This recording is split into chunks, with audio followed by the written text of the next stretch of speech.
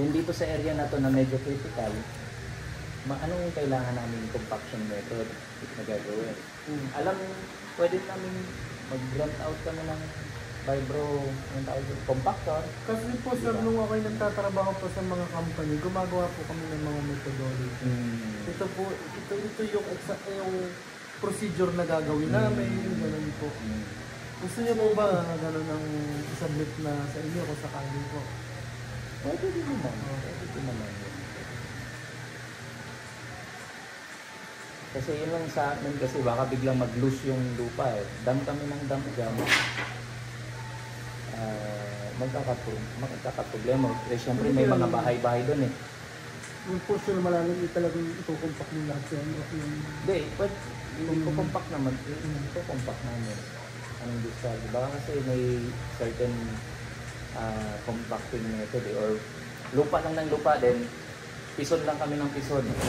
Then lupa naman, pison na naman ng pison. Gusto ko yung 60 lang, 60. Ba, ganun yung discharge lang. Diba? Yung estimate na lang din ng kung ano. Ito ba, depende rin sa pag-compact na yung yun naman. Kasi bigyan kita ng topographic. Pag-aaralan ko po ng husay, tapos bigyan ko po kayo ng output by next week. Okay lang po sa inyo yun. By next week po. Kaya mo before, Saturday po sana sir. Ano diba yun? Kasi po sir, ako po ay may ano bukas. May fieldwork ako. May fieldwork po ako bukas. By next week na lang po. Monday. Opo. Sige po. Tapos Sabado sa kami may outing po kami sa ano. Kami, saan na ba yan? Alam ko, kayo na sa inyo ng anak ko. May pamunat na mga ano lang. Alis mo pag-isip natin kung gusto nyo ng project. Bigyan ko kayong project. Kung gusto nyo ng trabaho, kaya natin trabaho. Ayan, ganyan siya. Pagpaw, pinapatong-patong. Okay.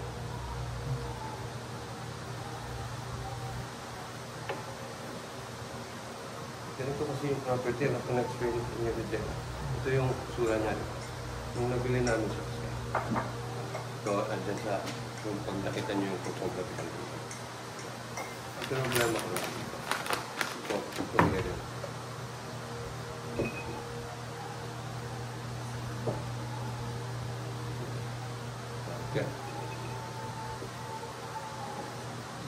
Marker. Yung marker to wala ba kung iba doon na ano? Whiteboard mark. Whiteboard. Tignan nyo.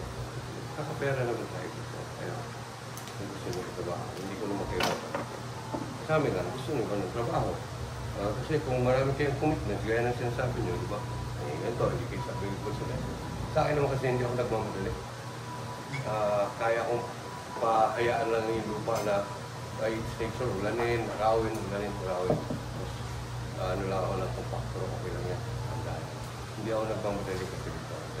May binili ko to, kaya akala ko yung lupa namin dun sa planta is matatapos na yung lease. In-extend kami ng 15 years. So may 15 years. Nabili ko to. Pero okay lang naman kasi nabili ko to sa 5,000 per square. Tapos yung harap ko, 10,000 per square na. Ibig sabihin, 100 million ko lang nabili. Tumubo na ako ng 140 million. Gagastos ako ng 20 million sa paglalagay ng lupa, okay na. Pero hindi ko minamadali. Kaya nga sabi ng anak ko, di ba?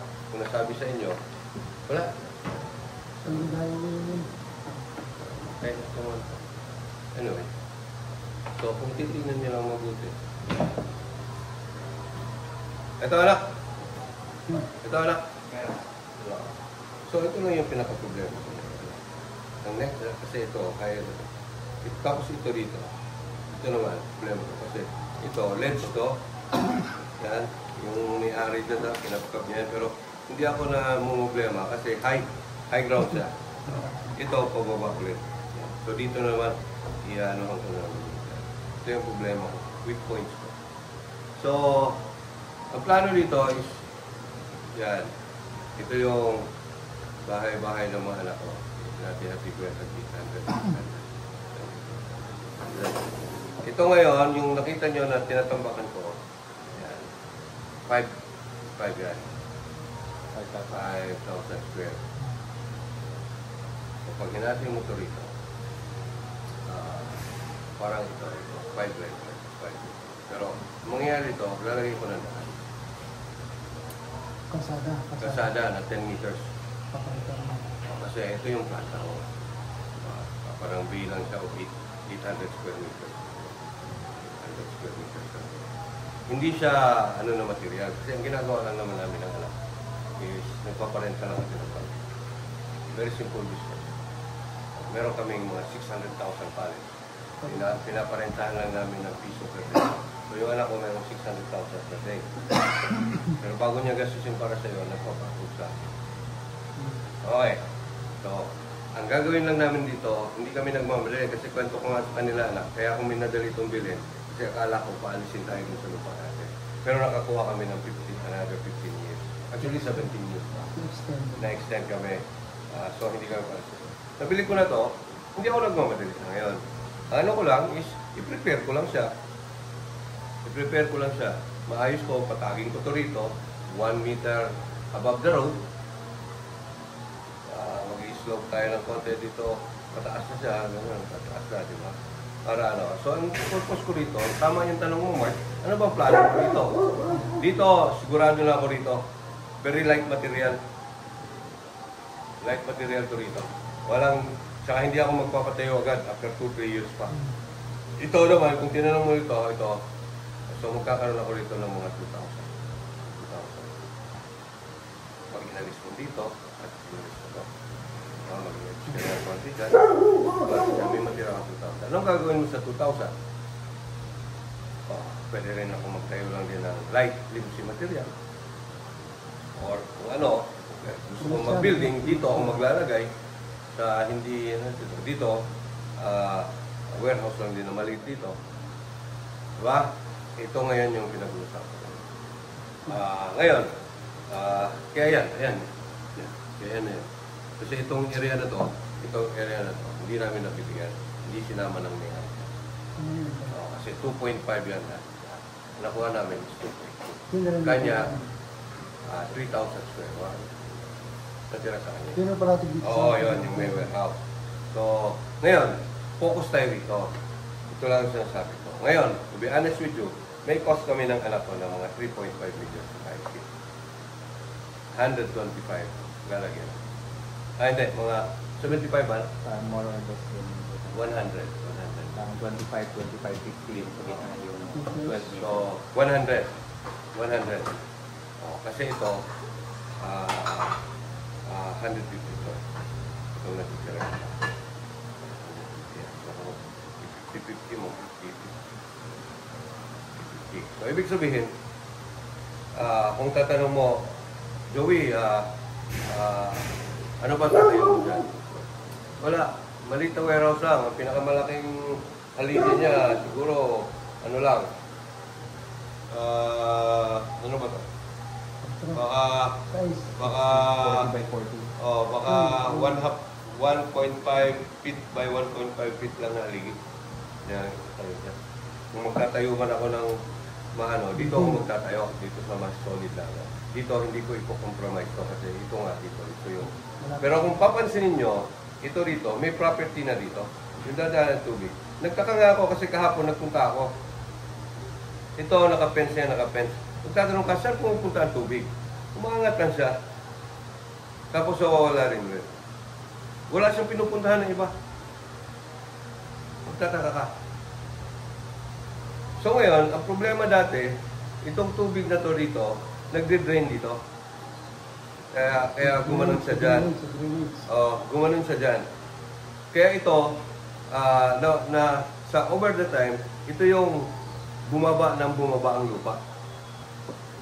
Over time. Ito naman, nilagyan nila ng parang semento rito para hindi mag-erode. Pag riprap nila. Para pagpunta ng tubig dyan, hindi kinakain ng lupa. So kung titingnan nyo yun, nandun siya. May video rin ako. Pwede kong i-share sa'yo. Yung link, nasa YouTube. Tinan ako. So, dito lang talaga, focus lang to rito. Kasi pagkatapos ito, maayos ko, ma-plot ko rito. Itong dito, i-ano ko lang i-grader ko lang para makakabot. Ito lang naman ang sunod ko na area. Yan nandyan, yung mababa na yan. Yan ang pinag-aaralan din natin. Anong gagawin? Pag-file sheet lang din ako. Pero sabi nga, pag-aaralan. Diba? Kung pag-aaralan nyo, ito, wala akong tatayong mabigat yan. Wala rin akong tinatayong mabigat. Babatag ko lang.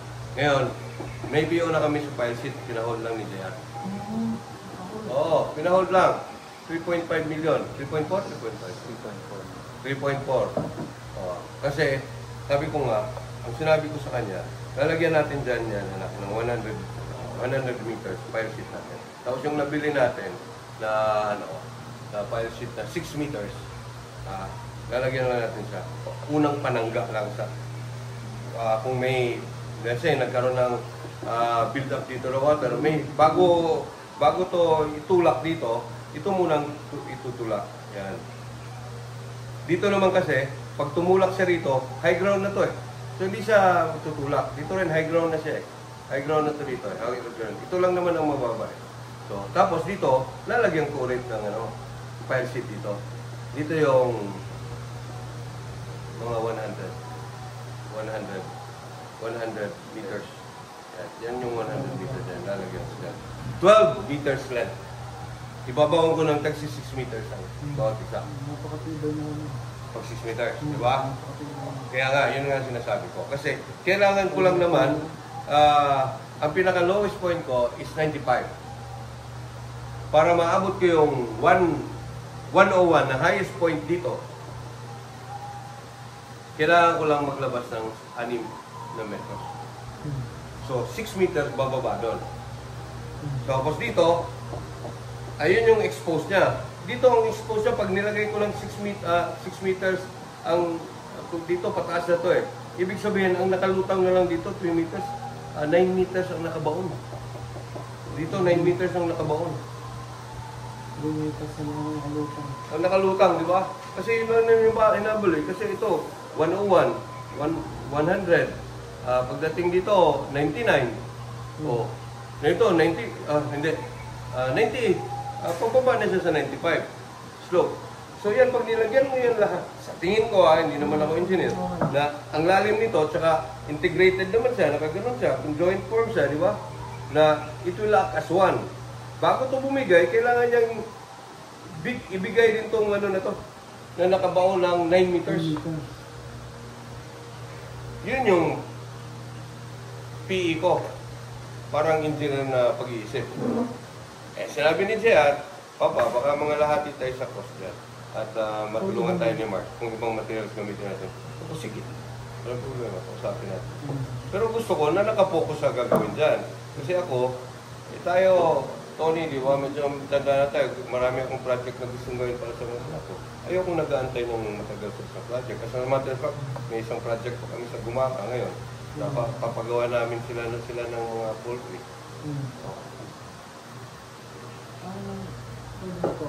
Pwede ka na. Ako, sinabi ko lang lahat yung dapat sabihin. Ano naman yung sa amin ng father ko, amin pong kilomit sa inyo na time, para lang po ngayon. May mga kausap pa po, hindi po sa namin ang offer niyo po. May mga kausap po kami ng ibang tao, kaya po namin kayong accommodate by next week po. Okay, sige. Jer, mag-usap lang kayo. Kung gano'n. So kung i-accommodate nyo kami next week, walang problema. Kung makakahintay po kayo, wala mang problema. Nagre-rely yan sa anak ko. Kasi siya naman ang may-ari na nito. Di ba? Ako naman, binili ko lang itong property. Sabi ko, anak na yan. Hindi ako nagmamadali. Programa sa doon. Kahit naman sino lahat, naka-schedule tayo, di ba? Pero sa totoo lang, marami rin naman akong kausap. Di ba?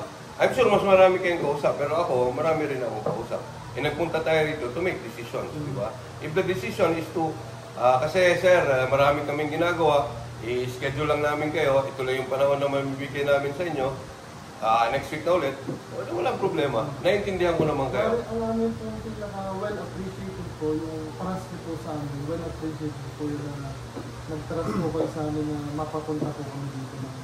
Yun na nga, kasi alam ko naman mahirap din, di ba? Kasi hindi gaya sa iba kong mga supplier, binibigyan ko na kaagad sila eh. Okay yan, marami. May panahon Pero kayo sa... yung willingness po namin na bigyan kayo ng ligtas, mabilis at maayos na trabaho, hindi po mawawala yun. Kasi kahit sila naman po client, yun po ang gusto. Wala namang problema mo, Mark, kasi may mga kontrata eh. Whether I trust you or not, we will go by that contract kung magkakagigit tayo. Diba? I'm not here for any gobbledygook na usapan. Matagal na akong negosyante, straightforward tayo. Kaya, hindi kaya, may equipment, wala equipment, anong mabibigay, tao lang, supervision, walang problema sa akin. Pero if we're going to go roundabout, at sa bibigyan mo ako ng motherhood statement na ligtas, maayos, mabuti na ano, nandun tayo eh, gano'n naman talaga eh. Kung atinista ka, pare, alam mo na yan, being meant for others, di ba? O, diretso tayo, di ba? Anong fraternity mo doon? Wala po, hindi po. O, parehas tayo, di ba? So, tawagama ako, Brad. Anyway, diretsuhan, di ba? Kasi, wala kayong utang na loob sa akin, wala akong utang na loob sa inyo na pinagkakautang na loob. Nandito tayo para magnegosyo. Kung anong solusyon nyo, kaya nyo ba? Sabihan nyo na sa anak ko. Kasi sa totoo lang, tama yung sabi mo, no, Tony, wala akong pasensya sa matagal. Kasi marami pa akong ginagawa. O diba? Kaya mag-straight ka, ay sabihin mo kung anong tama. Kung ayaw mo, ayaw mo. If there is something going for this conversation, let's move on forward. Kung wala naman, stop natin. Okay naman, makakauwi naman akong maayos sa amin. Marami naman akong trabahante. So, nasa iyo. Ayaw ko na ng matagal na usapan. Kaya din siya na mag-usap kasi sinasabihan mo, impatient talaga ako. Yung anak ko, pasensyoso. Diba? Okay, sige na, okay na. Nahihiya lang po kasi. Dapat kang mahiya kung hindi mo ako mabigyan ng oras. Pinapunta mo ako dito. O, sige. Okay na. Hindi pala naka-record to, putangin na to.